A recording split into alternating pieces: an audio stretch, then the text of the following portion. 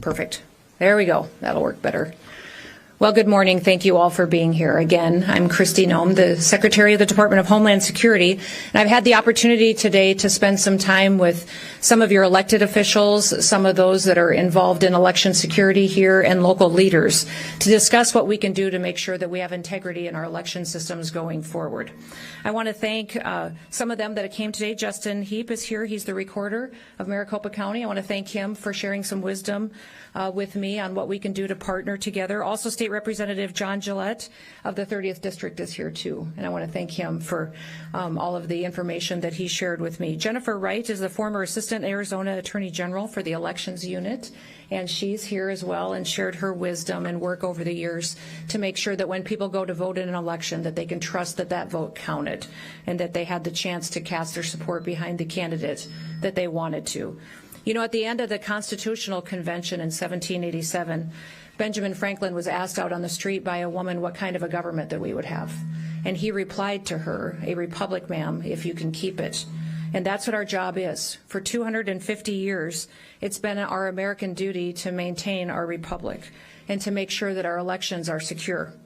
Republics depend on the confidence of their citizens, that when they vote, that their vote matters, that it counts, and our elections are essential to make sure that that confidence stays there, that they know and trust that the system is fair. Since returning to office, President Trump has made election integrity a priority. He's made it a cornerstone of his Make America Great Again agenda. And the truth is that our election system needs a lot of work. From state to state throughout the country, we see challenges and things that can be improved on. And although the Constitution gives states the primary responsibility for running their elections, Congress also gives authorities and duties to the federal government. Now, as the Secretary of the Department of Homeland Security, those authorities lie within my department, and the responsibility lies with me. I have the responsibility of not just pointing out different vulnerabilities that we may see in our election systems, but also with making sure that we're putting forward mitigation measures that can be enacted at the state and local level to make sure that our elections are run correctly, that the votes are counted and tabulated, and that the people that were elected are put into those positions. As President Trump said, we will either fix our nation's election issues or we will no longer have a nation to save. Right now, America has a golden opportunity, a wonderful opportunity to show that we are serious about securing our elections and that we care about making sure that we preserve our sacred republic. Earlier this week, the House of Representatives passed the SAVE Act. This is federal legislation that does some common sense, straightforward things. First of all, it requires a photo ID in order to vote in federal elections. It also requires proof of citizenship in order to register to vote. And it requires states to remove non-citizens from their voter rolls. These measures are extremely popular with American citizens. American people have common sense, and they want to see reforms like this put into their elections.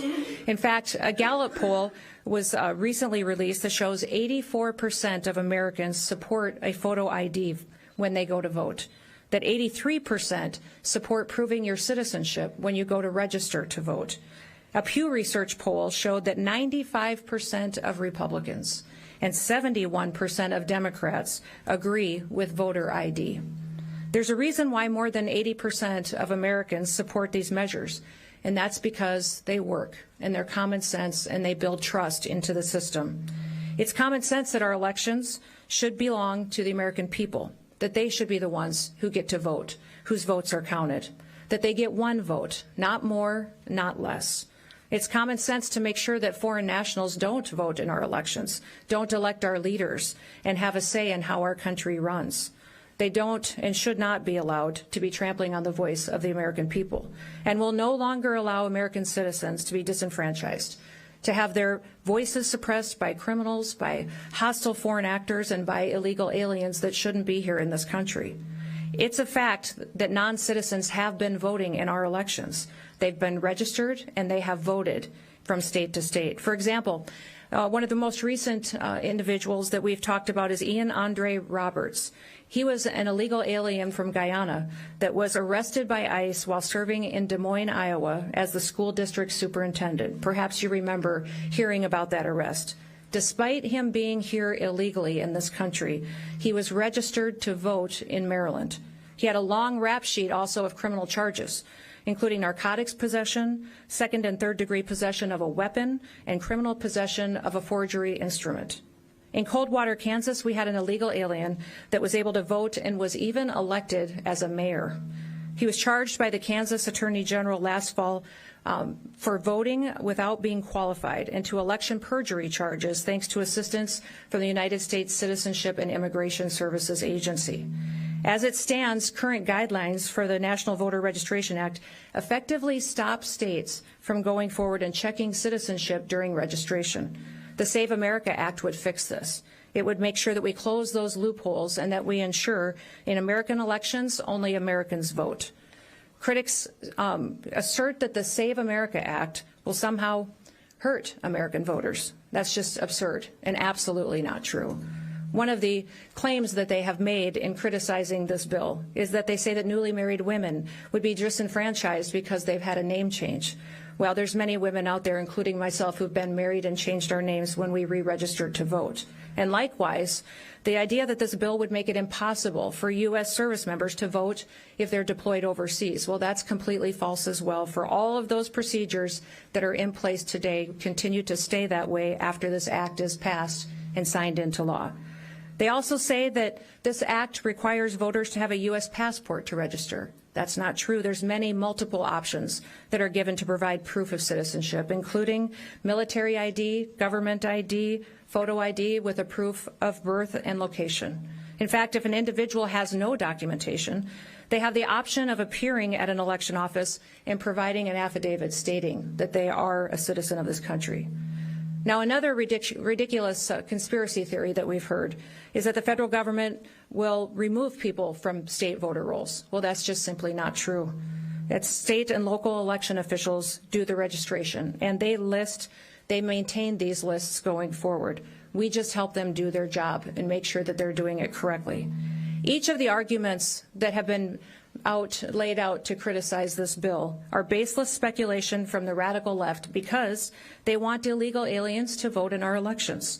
They want to disenfranchise American citizens by telling them that their votes don't matter. There's only one reason that anyone would oppose this bill, and that's because they would want to cheat. They want illegal people and aliens in this country to be able to vote for them and to rob the United States citizens of their vote. And that's why they resist us at every single level when we're trying to deport people back to their home countries or stop them from committing crimes against the American people. That's why they do not support voter ID, proof of U.S. citizenship, or clean voter rolls. That's why the Save America Act is absolutely critical to our country's future. Because without secure elections, we lose what makes our country so great. And then when we lose that, we lose our country altogether. Almost 200 years ago in 1833, a Supreme Court Justice Joseph Story warned us with this. And he warned us this about illegal entry into our country. If aliens might be admitted indiscriminately to enjoy all of the rights of citizens at the will of a single state, the Union itself might be endangered by an influx of foreigners, hostile to its institutions, ignorant of its powers, and incapable of a due estimate of its privileges. There is no room in our election system for people that aren't Americans. There is no room in our election system for fraudsters and foreign influence. The Declaration of Independence said this simple, self-evident truth, that governments derive their just powers from the consent of the governed. Fair and secure elections are how we measure the consent of the governed, and they ensure that our American citizens' voices are heard. Our founders, at the time of the creation of this country, pledged their lives, their fortunes, and their sacred honor to defend our freedoms. In fact, the Continental Army went for years without being paid, and they braved through the brutal winter at Valley Forge as well. They did all of this because they wanted to ensure that their people, their families, and that their descendants could continue to live freely and could govern freely. If we don't uphold this bedrock principle of representative government, then our nation's choices will be decided by illegal aliens, by criminals, by foreign actors, and people that don't support America being the greatest country in the world. Our nation's choices, instead, if it were allowed to degrade our election system, would allow illegal aliens, criminals, and others to undermine our country. This kind of election security is something that the government owes to the American people, and it's something that we, the American people, owe to ourselves. We need to pass the Save America Act. We need to pass it today and sign it into law to ensure that the integrity of our election system stays in place for years to come. May God continue to bless this great state, the great people who are working to make sure that everybody's vote matters and that it counts. And may God continue to bless the great United States of America.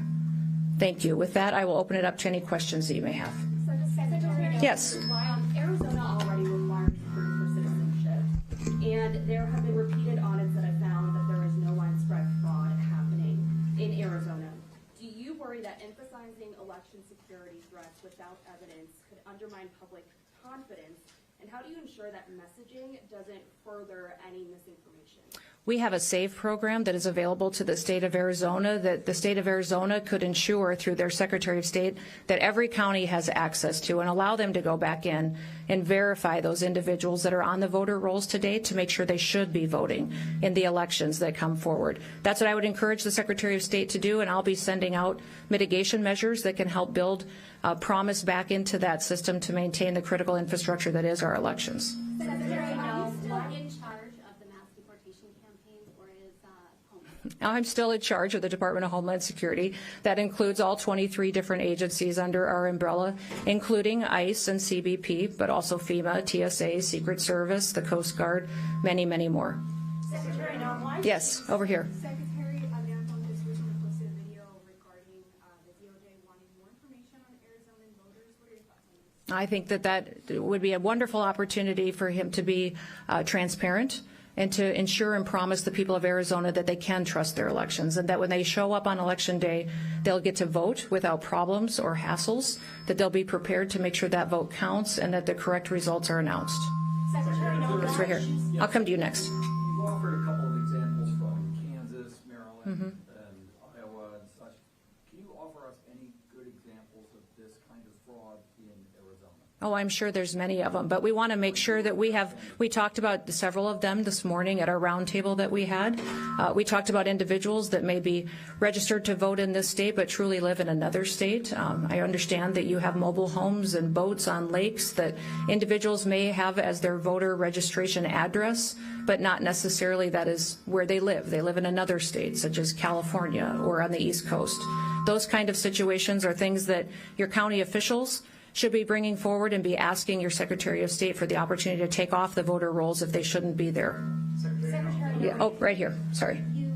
Why choose to do this press conference this way? Your agency is about to run out of funding. We were just here in Arizona last week at the border, and obviously you bused all of us to a secure facility, and I'm curious as to why choose to do this press conference this way on something that doesn't seem top secret. Oh, my goodness. This is our critical infrastructure. So one of the things I think is good for all of you to know is that the Department of Homeland Security's mission is to defend the homeland, which means that even on our worst day, should we have an attack, a terrorist threat, if something disastrous happened to our country, the agency of FEMA under the Department of Homeland Security is responsible for running our government, which means that according to law, the authorities that are under this department is maintaining our critical infrastructure, which means it's my job to make sure that our electrical grid is sustained and intact and operational, that we ensure that we protect our cybersecurity. Any kind of manipulation or threats we face on anything that is said or done on the internet is my responsibility. Our water systems, making sure that people have the water that they need for their communities to live and take care of their families. And elections is another one of those critical infrastructure responsibilities that I have as well. And I would say that many people believe that it may be one of the most important things that we need to make sure we trust is reliable, and that when it gets to Election Day that we've been proactive to make sure that we have the right people voting, electing the right leaders to lead this country through the days that we have, knowing that people can trust it. That's why you're here. For me, I do press conferences because I want to be transparent and let you ask questions and have conversations.